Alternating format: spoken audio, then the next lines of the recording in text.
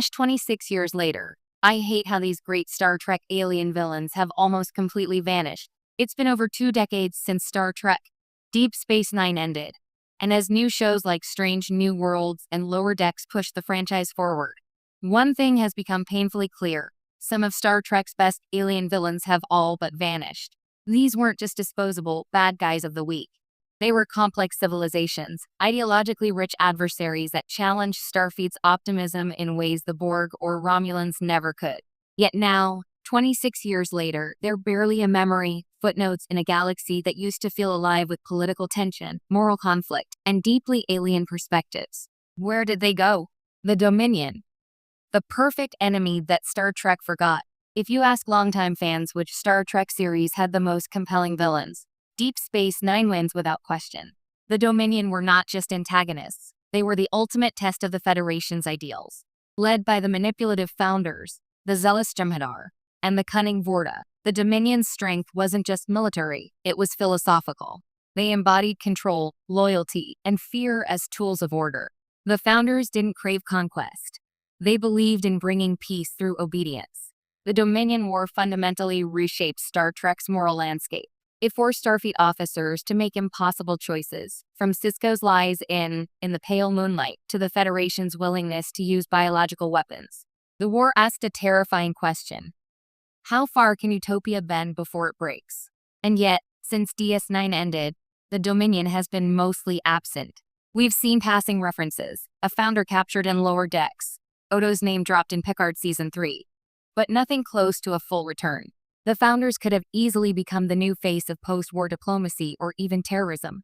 Imagine Star Trek Discovery exploring how the Alpha Quadrant rebuilt after a century of Dominion influence, or Picard addressing how the Federation monitors the Gamma Quadrant's political landscape. But no, the Dominion has quietly faded into myth, a casualty of franchise amnesia.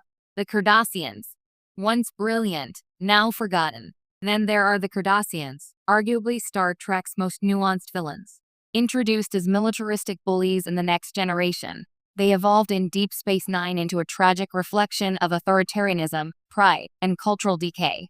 Characters like Gul Dukat, Garrick, and Damar turned Cardassia into one of the richest worlds in sci-fi, an empire defined not by evil, but by its obsession with control and redemption.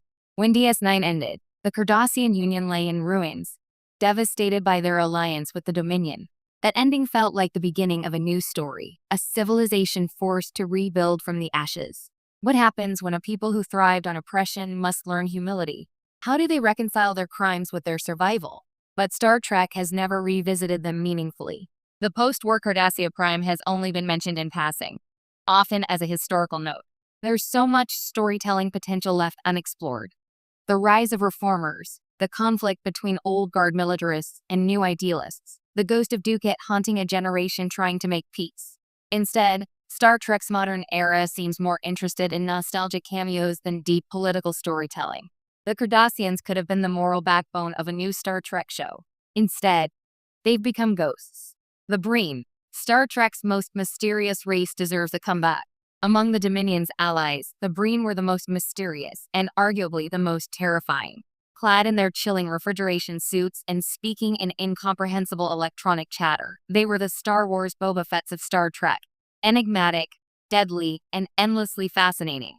Their attack on Earth during the Dominion War was one of the most shocking moments in franchise history, proving that no one, not even the Federation's core worlds, was truly safe.